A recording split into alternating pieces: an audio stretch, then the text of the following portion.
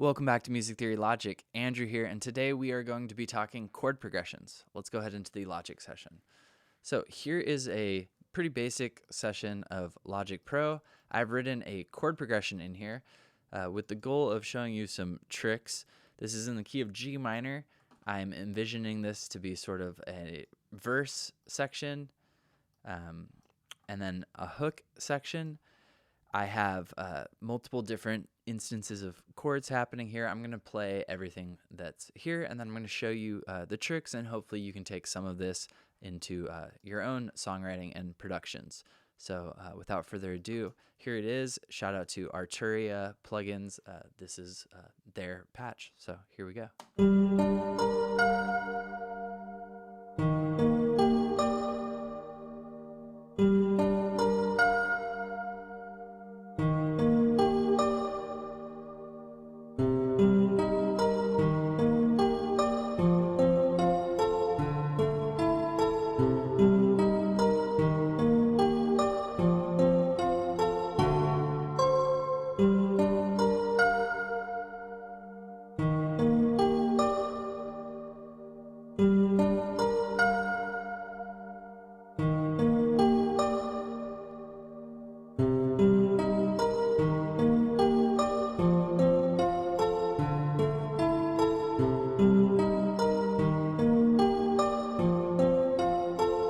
Here's the hook.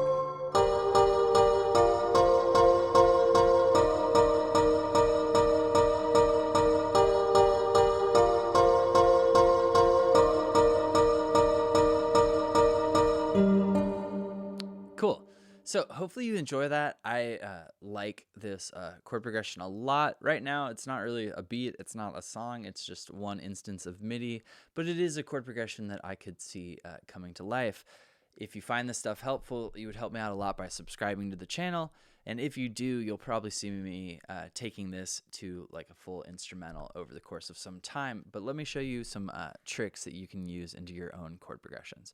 So if we look at the verse, which we could call it this 16 measures, which repeats, it's like two verses before the hook. I'm starting out in a half note chord progression sequence, so changing every 2 measures. Half note, double a half note, or the opposite direction, so basically 2 whole notes. Misspoke there. The chord is a G minor 7th. I'm going G, D, B flat, F. So those are the 4 notes from that G minor 7th.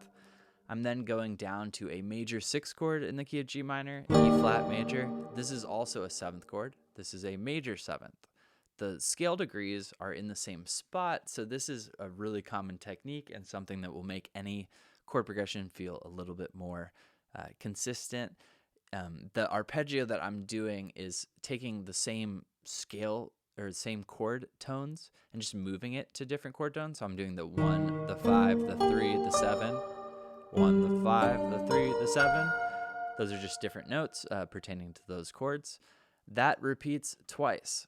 Then the second half of the progression, I have something called diminution happening. It's a really fancy word. Basically just means to take the speed of a chord progression, right, and to make it faster. So where we were going every 2 measures, now we're going every measure, all right? Inside of here, I have the chords change. Now the pattern stays consistent, so still going the 1, 5, 3, 7. So this is a C minor 7th. That is a minor 4 chord in the key of G minor. Then going to an E flat major 7. It's the same voicing as we had here. Then we go to an F major chord. This is not a 7th. We're going 1, 5, 1, 3. Then we go to a D minor chord. This is a minor 5 in the key of G minor. So 1, 5,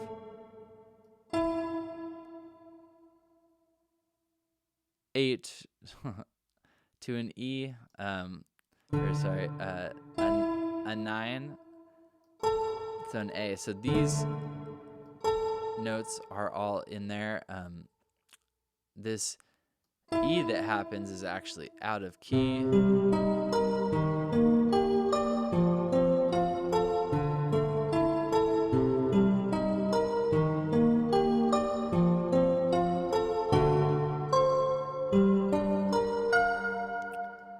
think I was probably meaning to have this note. Let's hear how that changes it.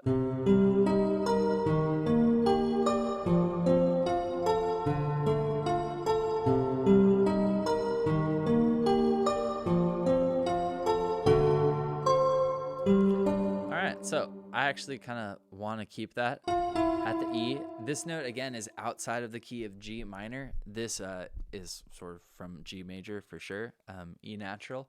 Now, this kind of trick isn't really that fancy, but it's even if you know the rules here, sometimes you'll make mistakes. Always use your ears. If you find something that sounds cool, it doesn't matter if it's like right or wrong in a key or not. Sometimes those minor mistakes are like what really make a song or an instrumental.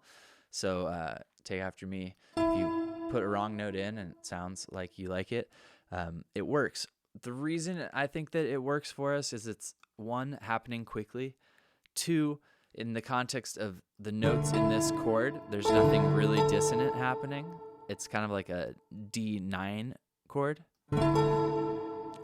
And then finally, it's at the end of a 4. So this 4 basically repeats. That's the C minor 7th, the E flat, the major 6, major 7th chord. So the 6th scale degree to G minor, and the harmony is a major 7th.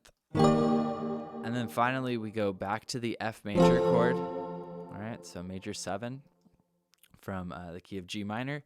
And then finally, I'm doing a chord that is outside of the key of G natural minor, and is something that I've talked about because it's in lots of different beats when I was doing the music theory breakdowns. I've also put this in some of my own instrumentals. Whenever you are in a minor key and you have a major 5th chord, so the 5th scale degree, that is created by something called the leading tone, taking, in this case, the F and moving it to an F sharp. So the leading tone is always going to be one note right below the scale that you're in, so G in this case. And again, that one note changes that from a D minor chord to a D major chord. And I have this dominant 7th, the C hitting on a half note sequence. All right, so that all repeats. Let's hear that one more time.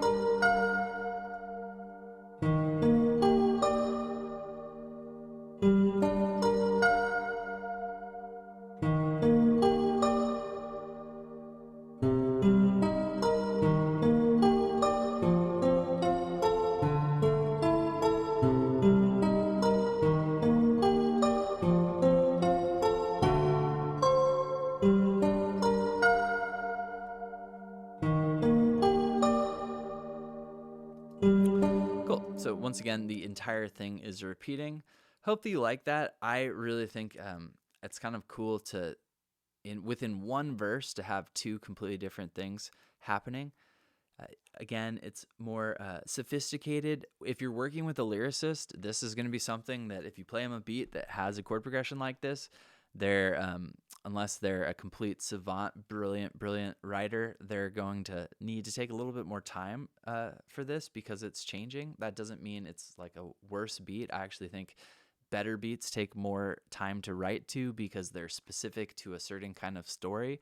And I think that some of the coolest songs have cool stories because it's not just nice sounding and words that are in time, but when you process the meaning of those words with the music that's happening, it takes you on this full journey. And this kind of stuff can really help with that. So that all happens twice. So again, the same thing repeats. And then we go to our hook. So a few different reasons why I think the hook section sounds like a hook and works. One, we were doing that quarter note arpeggio this whole time, so not playing the chords, all the notes at one time, but one after the other. And then all of a sudden, we're doing them all at one time. Two, they're voiced higher, so they've gone up in the on the instrument. That is really common if you think about a singer. Think of your favorite pop song. If you think of the chorus, that's usually when a singer really opens up, they get bigger. I think that musically it works really well to do this also. So let's talk about this chord progression. I'll play it out of this dominant 7th chord.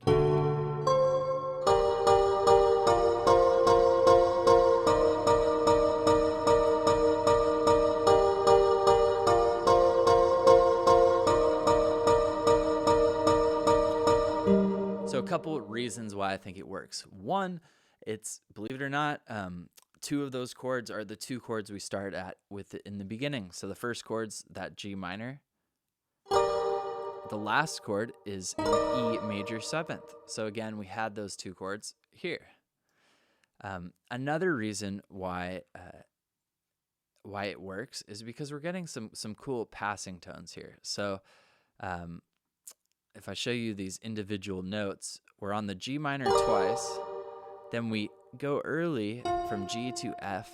This chord right here is like a B flat major chord with F in the bass. That to G minor is like a major 3 chord. Then we get this weird chord. This is like F, B flat, and C. This chord right here would be called an F sus4 chord for suspended fourth. It's a pretty cool harmony. So it doesn't have a major third in it, doesn't have a minor third in it. It's just the first, the fifth, and a perfect fourth. And again, we call that chord a suspended fourth. You'll see it on chord charts as a sus4. And so we get 4 of those. And then we go to 8 in a row of this E flat major 7. So let's hear that one more time.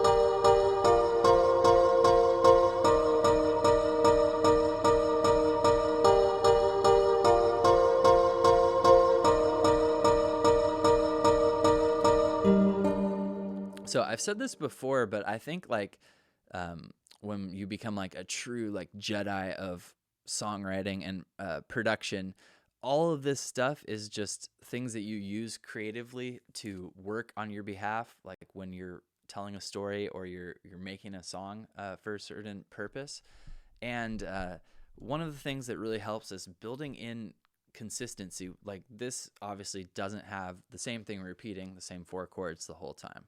However, the hook has the same basic building blocks from the beginning part. That goes a long way to make this feel like it fits, like all the beginning stuff is like bringing us to this next part. And hopefully that makes sense. If you have any questions, let me know in the comments. I'd be happy to answering any of these questions.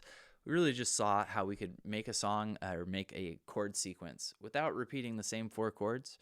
It's not that that's boring, but perhaps you want to do a little bit more. You've mastered that kind of beat writing and you just want to make something more interesting.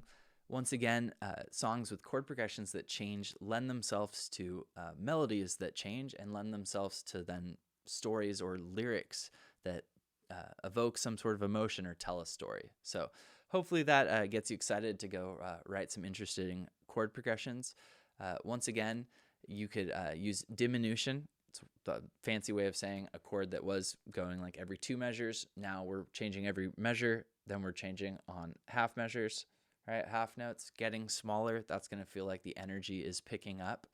We saw a note that was outside of the chord. It happened quickly, but it created kind of a unique color in the song. Another cool technique. 2, we saw both a minor 5 chord in the key of G minor, so a D minor chord, and a major chord, a D major. That D major becomes a fully dominant chord, as we would say in classical music. But for those of you writing in minor keys, you could look at it as like right at the end of a section or right before the next section. You could use that major 5 chord, which makes you in the key of D, or in this case, G harmonic minor in that moment. But it will work, it will sound epic, and that's a pretty cool trick.